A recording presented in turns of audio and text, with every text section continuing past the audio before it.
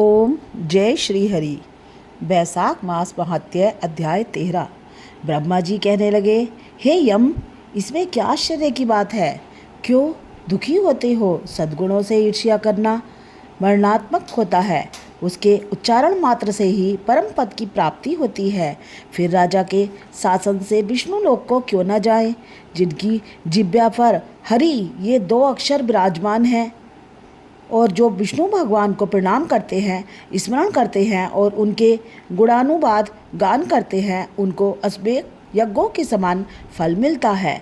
संपूर्ण पाप दूर हो जाते हैं। भगवान प्रसन्न होने से विष्णु लोक प्राप्त कर सायुज्यता प्राप्त करते हैं। यज्ञ करने वाले कुरुक्षेत्र या सरस्वती में स्नान करने वालों को तो फिर से जन्म लेना पड़ता है, परंतु बैसाख मास में जो माधव भगवान के धर्मों का पालन करता है, उन पर विष्णु भगवान प्रसन्न होकर सदा उसकी सहायता करते हैं। हे सौरे, उस राजा का प्रभाव मेरे बस में नहीं है, क्योंकि वासुदेव भगवान के भक्तों का अशुभ कभी नहीं होता। उसको जन्म मृत्यु जरा व्याधि आदि भय नहीं रहते, नहीं व्यापते। स्वामी के नियुक्त करने पर देहधारियों को कुछ अपराध नहीं होता। हे यम, जब तू इस कार्य के करने में असमर्थ है तो तेरा क्या दोष? तू शोक मत कर। ब्रह्मा जी के ऐसे कहने पर यम बहुत दुखी हो दीन बाड़ी से कहने लगा, हे तात, अब मुझे अपने काम पर जाने की इच्छा नहीं है। इस महावीर्यवान राजा को जब मैं अपने धर्म से चलायमान कर दूंगा, तब कृत्य हो जाऊंगा। हे कृपालु, आप मेरे इस कार्य को सिद्ध करा दीजिए, तब मैं फिर शासन करूंगा। यह बात सुन ब्रह्मा जी यम से कहने लगे, इस विष्णुधम परायण राजा का निग्रह तू नहीं कर सकता। फिर ब्रह्मा जी यम को साथ ले क्षीर सागर में विष्णु भगवान के पास गए और सांख्य योग द्वारा स्तुति करने लगे।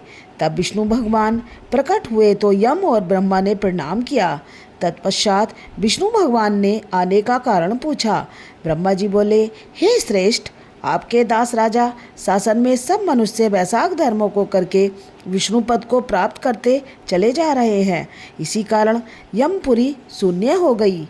इससे अत्यंत दुखी हो यह यम राजा से युद्ध करने गया और उसको मारने का दंड उठाया। तब आपके चक्र ने इसे परास्त कर दिया, तो यह दुखी हो मेरे पास आया। हम आपके महात्मा भक्तों को दंड देने की सामर्थ्य नहीं रखते हैं, अतएव हे महाभिभो, हम आपकी शरण में आए हैं। इसलिए हे प्रभु, उस राजा को दंड देकर आप अपने यम की रक्षा कीजिए। ब्रह्मा के यह बात सुनकर विष्णु भगवान हंसे और ब्रह्मा जी व यम से बोले, मैं लक्ष्मी तथा प्राण और देह, श्रीवत्स, कौतुमणि तथा बैजंती माला, श्वेतदीप, बैकुंठ, क्षीर सागर, शेष और गरुड़ का त्याग कर सकता हूँ, परंतु ऐसे भक्तों को कदापि नहीं त्याग सकता जिन्होंने मेरे लिए संपूर्ण भोग त्याग दिए, प्राण छोड़ दिए, मुझ में ही अपनी आत्मा को लगा लिया। उन्हें मैं कैसे छोड़ सकता हूँ? अतएव हे यम, मैं तेरे दुख को दूर करने का उपाय बताता हूँ। उस राजा को मैंने 10 सहस्त्र वर्ष की आयु दी है, उसमें से 8 सहस्त्र बीत चुके हैं।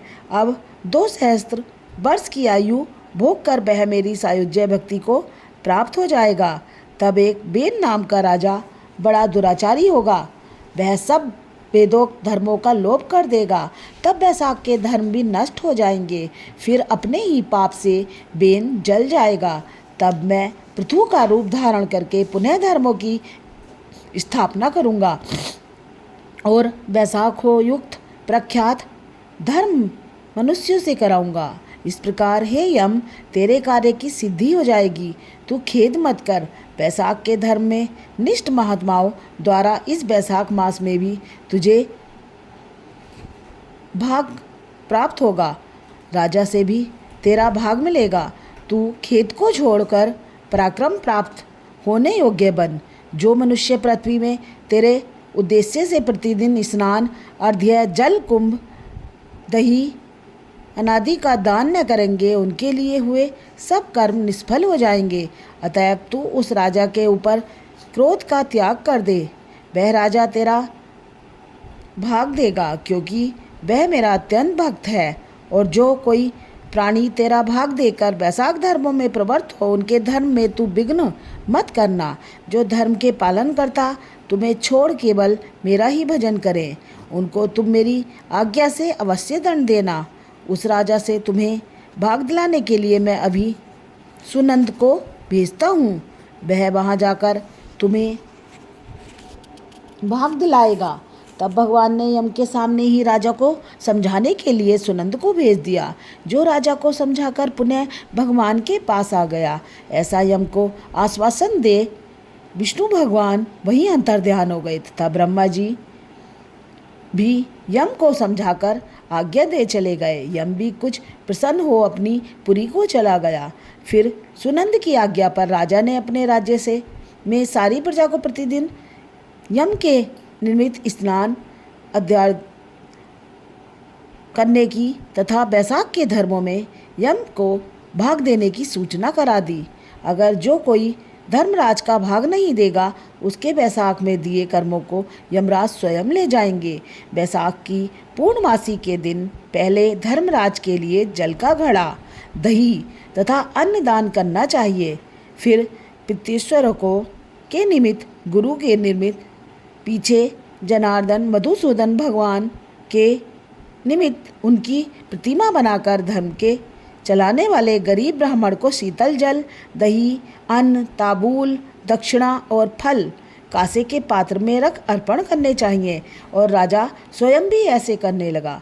तत्पश्चात राजा अपनी शेष आयु को पूरी कर यथेष्ट भोग पुत्र पौत्रादि समेत बैकुंठ को चला गया। फिर बेन नाम का एक महानीच राजा हुआ। उसने सब धर्म तथा वैशाख धर्मों को लोप कर दिया, अतः सब प्राणी धर्म को करना भूल गए। इसी कारण वैशाख युक्त धर्म बहुत प्रसिद्ध नहीं रहा। विष्णु भगवान के कोई बिरले भक्त ही इन धर्मों को जानते हैं। बोलो श्री हरि भगवान की जय। वैशाख मास महात्म्य अध्याय 13 समाप्त।